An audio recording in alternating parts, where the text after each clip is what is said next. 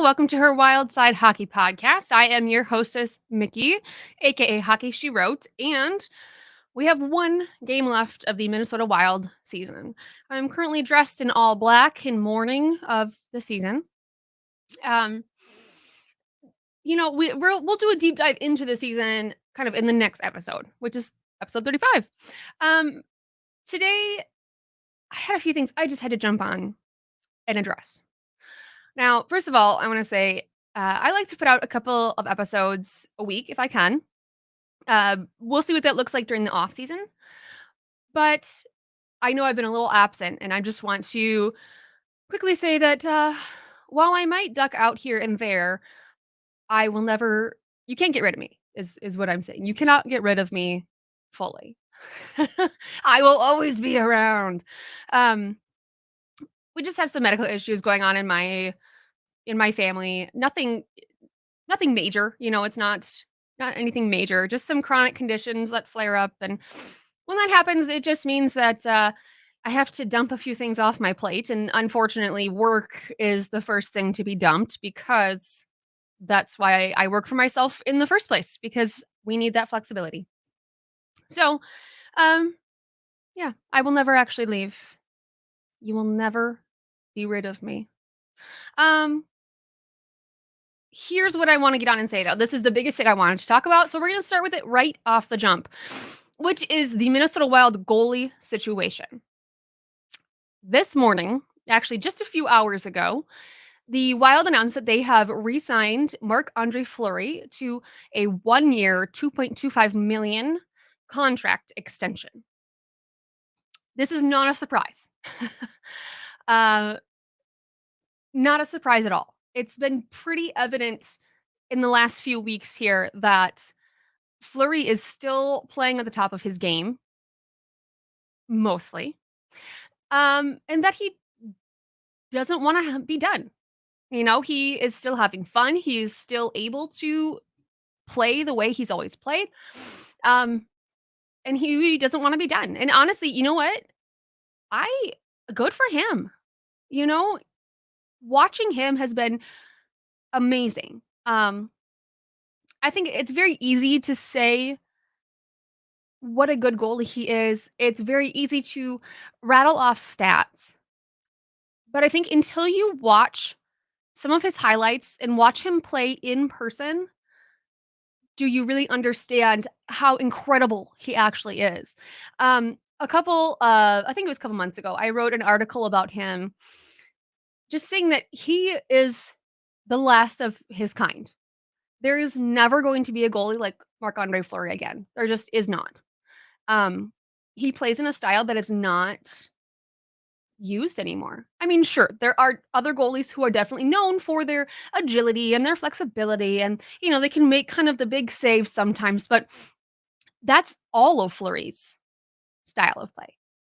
Um, right now, most goalies are depending more on being able to read the plays and know where to set themselves up, square themselves off to the play um and go from there. Whereas Flurry actually enjoys a challenge. I think, while being out of place is not good, I think sometimes he actually likes it because then he's able to make those big saves.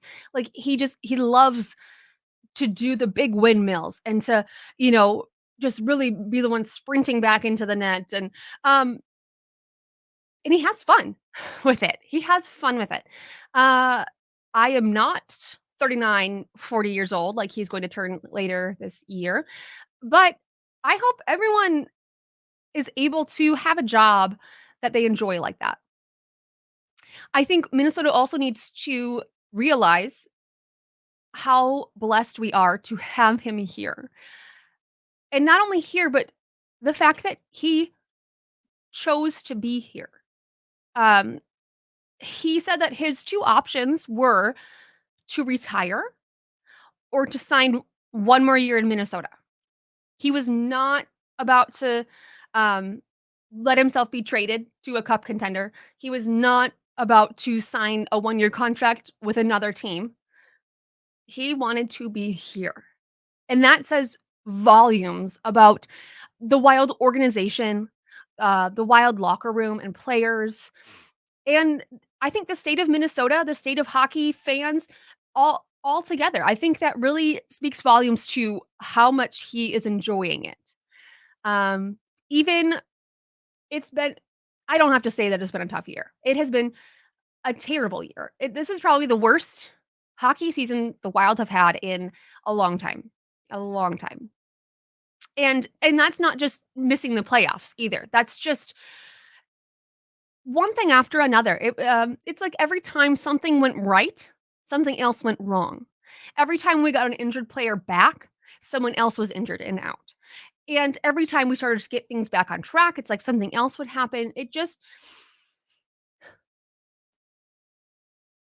just a great thing that Fleury is so willing and wants to come back for one more year to an organization that, um, were I think a lot of fans were worried about how that was gonna affect him, long term, I guess. So, but, this goalie situation that I'm talking about is not just about Fleury. Currently, there is Marc-Andre Fleury just signed the one-year extension. Philip Gustafsson has 2 years left on his extension from last summer. And then Jesper Wallstedt is, down in Iowa. I believe he's got 1 more year on his ELC, before he will be eligible to sign another contract. And there are a lot of people calling for Gus to be traded. I think part of that is just the whole Minnesota fan mentality. Oh my god, he had an off year, a terrible year, and even though sometimes he did play great, actually, I'd like you to remember that, um, let's move him out, like, pack him up, ship him out, like, let's go. I think you need to look at the whole picture here. I think people are forgetting the entire situation. First of all, yes, Fleury can still play at an amazing level, but even he himself says, he is almost 40 years old. And while he is in incredible physical shape, he's been playing in the NHL for 21 years. That takes a toll on his body, and it will take him longer to recover from things. It will take him longer to get over injuries, and I think we need to remember that. Now, Volstead has come up. He started 2 games. We're not going to talk about Dallas. We're not going to talk about that one. But he started 2 games in the NHL. They were against the Blackhawks and the Sharks, who are, arguably 2 of the worst teams in the league. But he looked great. He looked ready, and he was ready for them. But I don't think that means that he is ready for a full-time NHL job.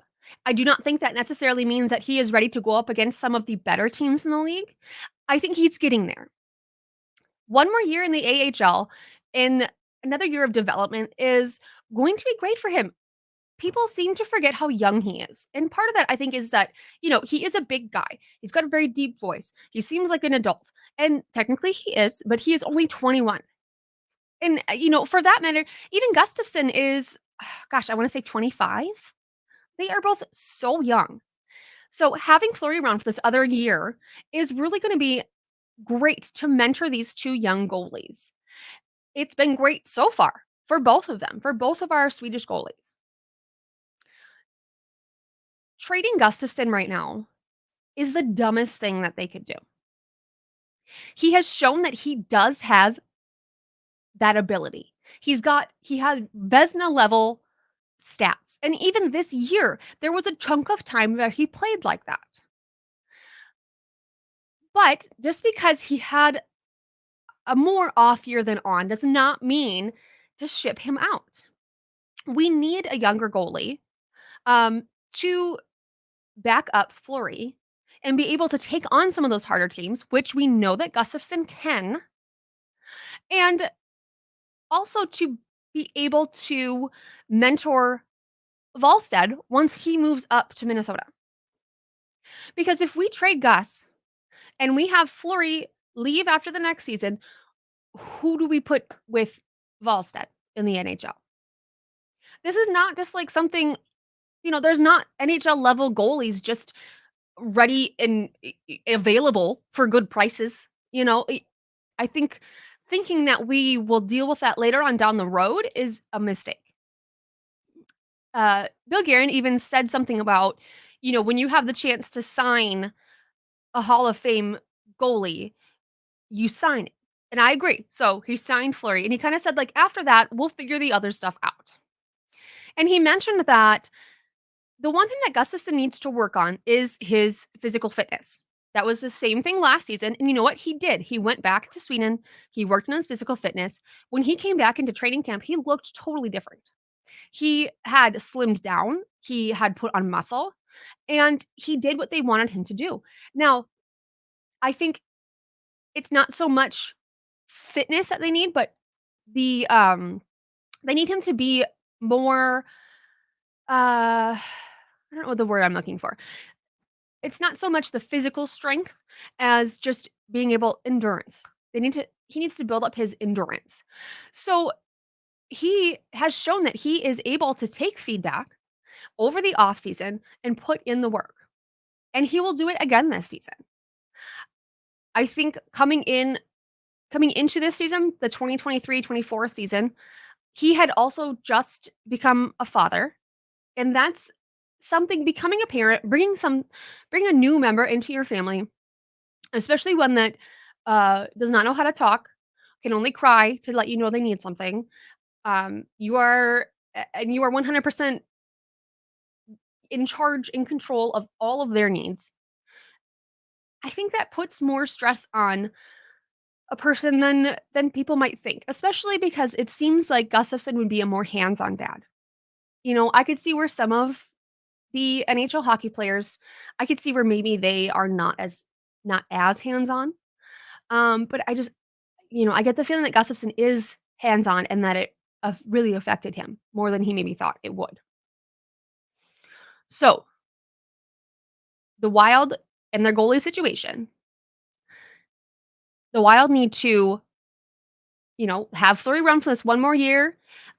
They can cut down kind of the games that he's playing potentially, and he is available to mentor the 2 young Swede goalies. They need to keep Gustafsson and keep shaping him and help him with the areas of his game that he needs. I think it's also gonna be very telling that, next year he will be playing, behind a more defensively sound team with the I'm gonna knock on some wood, but I'm gonna say, I don't think there's any way we could have as many injuries next year as we did this year. That was People are forgetting the kind of team that these goalies were playing behind sometimes. So I think Gus will show that maybe he's not Vezina level, but I think he is much better than he was for the majority of this year. And then Wallstead, he can be in Iowa one more year. He can take more time to develop, and he knows that. He even just developed, like, between his start in Dallas that we're not gonna talk about, and being pulled up for these 2 starts at the end of the season, there was even just in those few months, it's like he knew what they needed him to do, and he did it. He came back, and he was more prepared. Again, he's going to go back. He's going to take this summer to develop what needs to be developed. Next year, we could have almost, not quite a 3 goalie rotation, but pull Wallstead up more, give him more games, harder opponents, and judge from there throughout the season. I think letting go of Gustafsson would be a huge mistake. And I think people who are saying to trade him are being very short-sighted. All right. We're going to close the book on the goalie situation. I am going to quick just put up my little plug. Let's see, for Ticketmaster. This is our affiliate link for Ticketmaster. If you are going to buy any tickets to a show, sports, concerts, whatever you can get through Ticketmaster, we would really, really appreciate it if you would use our affiliate link. So there's a QR code on the page right now. It is also linked in the show notes. And buying through that will help support my show and also just the podcast network itself that my show is a part of. So please and thank you. And now back to me. One of the funniest things this season has been figuring out how much the Wild live rent-free in other fans' heads, like fans of other teams. Now, we're not gonna get into the whole Faber thing and how obsessed Chicago fans are with Faber, but there was one, I think it was a King I believe it was a Kings fan who was just, like, appalled with Kirill Kaprizov and posted, like, 20 different messages all in a row about how much he hates Kaprizov and how dumb he is and all this stuff, and I'm sorry, if you're gonna beef with someone on the Wild, you pick Kirill? Like, I know that obviously we know why he picked him, because Kirill has always played well against the Kings. He is always there to make them look foolish and put in some good goals. So I get that sense of it. But if you look at Kirill, he is just a golden-haired, baby-face angel Russian man. I how can you hate him? He just he is the most happy person. The only happier one is Fleury, but, like, right after Fleury, it is Kaprizov. And so how you can hate that smiley man, I don't know. But you chose the wrong person. You can hate Hartman. Lots of people hate Hartman. We don't. We love him. Hate on him. He doesn't care. He really doesn't. The other thing that, happened this last weekend was that I was able to go to the Frozen 4 with my dad. And I don't think I've talked about this in the podcast. I did talk a little bit about it on Twitter and stuff, but my parents, as you know, are huge Gopher hockey fans. They have been to the last 3 Frozen 4 tournaments. Las Vegas, Florida, maybe this is the 3rd one. Anyway, so they always get tickets right when they are released, and obviously, they are usually assuming that the Gophers will be making an appearance. And unfortunately, that was not the case this year, but my dad and I still went and had a lot of fun. I went with on Thursday for the semifinal games. My mom came out for the weekend, but she was like, "Look, the Gophers aren't playing. I'm not gonna go watch the games. I will come up, I will stay in a hotel, I will eat at restaurants, I will go shopping, I will not watch the games." And she did not. We had a great fun, my dad and I. I've talked before about how hockey is a family thing. That's how we show love, and it was really fun to just spend a day with my dad at the Excel Center, a rink that I'm at frequently and know a lot about versus, he's usually at Mariucci. So I just want to say that, it doesn't have to be an NHL game to be fun. Hockey is hockey, and it's going to be fun no matter what. Even though I knew maybe 2 names of players, um, I knew the on Denver, they have a Minnesota Wild prospect, so that was really fun to watch him and just see how he was doing. Ridley R Rieger Lorenz. I had to think for a minute. Rieger Lorenz, number 14 on Denver, played great, especially in the final game. I believe he had a goal and an assist. Really fun to watch. Also fun to watch Macklin Celebrini because we all know that he is gonna go first overall in the draft, most likely. And just to see kind of the plays that he can put together were that was really fun. Um, he's just so young. He's 17 and he was playing on the college team. Um, Now as much as I would love the Wild to draft him, I know that they're not gonna be able to because there's, like, no way the Wild are gonna win the lottery for the draft. But, who knows? Right, I'm gonna put on one more little commercial. This one is for ESPN Plus, so if you will just listen for the next minute to our commercial, I would really appreciate it. Thank you for watching the show. If you enjoy our podcast and want to support the show, consider signing up for ESPN Plus via our link at insidetherink.com/ESPN or scan the QR code on your screen now. I have ESPN Plus and I personally love all the college sports, UFC, MLB, and NHL games all across ESPN platforms. Over 1,000 out of market NHL games are on ESPN Plus every year. Make sure you hit the QR code or go to insidetherink.com/ESPN to make sure you don't miss out on any of this year's NHL action. And if that wasn't enough for you, ESPN Plus is currently offering a bundle of ESPN Plus, Disney Plus, and Hulu for $14.99 a month. You get sports, the kids get Disney, and Hulu is the added bonus. It's the perfect bundle. I personally have it, and I don't know what you would do without it. Welcome back. Now, as I said before, we still have one game left of the season, so I'm not gonna totally close the coffin lid yet. But as sad as it has been kind of going into this last stretch, knowing that they're not gonna make it, and even before that, knowing that it was a large it's just so unlikely that they would make it anyway. There was still just, there was still hope, there was still fun, and it's been really fun to watch the prospects that Minnesota has, brought over. Kuznetsov has been really fun to watch. Um, I think he's having a little trouble adjusting to NHL versus KHL, but he is getting there. He's been really fun to watch. He's very physical.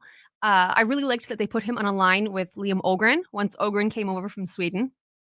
The two of them together just they seem like maybe they could have some chemistry. Ogren is kind of also just big physical guy. He's already shown that he can score. He's had a goal and an assist, and I think he's played maybe even 2 assists by now in just a handful of games. It was fun to get Wallstead a few more starts in the net, and not just starts, but like good games. His second game, he had his first shutout in the league, and against San Jose, he played great too. So, really just trying to boost those stats so that they don't look so terrible after that Dallas game. Who else have we seen? Beckman was here for a while. He was a little in and out of the lineup, but it was nice to get him uh, some play time. And now this is not a prospect, but Alex Goligoski, he is on an expiring contract. He is 38 years old. He has shown that he has slowed down, but it's been nice to get him out for his last few games. I think he's played the last 2 games for sure, and I want to assume he will play tomorrow, also, just to, kind of shut out his career. So, as sad as the end of the season has been, I think we can kind of look at some of that as a positive and watch this last game and just see how they do. I also think it's fun to see that even once it was totally impossible for the Wild to get a playoff spot, they're still competing. They are professional athletes. That's what they do. They're not just gonna like, "Oop, no playoffs. Okay, let's just phone it in." Like, no, that's not how it works. And one more last thing before we say goodbye is I have kind of talked about this a little bit on social media again. I am working on a hockey romance book. And while it will be a romance, I think I really want to make it tongue in cheek a bit, because there's just so many other hockey romance books that have the most ridiculous situations or are written by somebody who has never been, like, on an NHL ice rink and, like, does not understand how it works, or they don't know how the draft works, they don't know how contracts work or any of that. Um, so I kind of I'd like to write one that is a bit kind of, like, winks at itself and is supposed to be silly. And I've gone back and forth because I didn't wanna totally make, like a satire, like a parody, because I don't wanna actually, like, anger people who actually like hockey romance books, but I would like to kind of, like, balance that line. So, all this to say, I don't know, I'm working on it. Again, kind of an off-season project that I can work on since I've been focused on, articles and podcasts and stuff during the season. Although I am going to pick some teams for the playoffs that I'm gonna follow. But again, we can talk about that more in the next episode about who we are going to talk about here, who we're going to follow, and the end of the season. So, before I wrap up, I would just like to give one more plug, which is for my merch shop. There's a link down below in the show notes for incredible merch that helps support me and my podcast and the podcast network. There is Her Wild Side Hockey Podcast shirts and mugs and stickers, and there are Hot Girl Hockey Club same shirts, stickers, coffee mugs. Just a fun way to support the show. And if you ever have any ideas of other merch you'd like to see from my show, I would love to hear it because, why not? But until then, let's all enjoy the last Minnesota Wild game tomorrow night. And we're going to put all the positive vibes out there. And then we will talk about who we need to shift the vibes to once the Wild season is over. So until then, I will see you all later. Bye.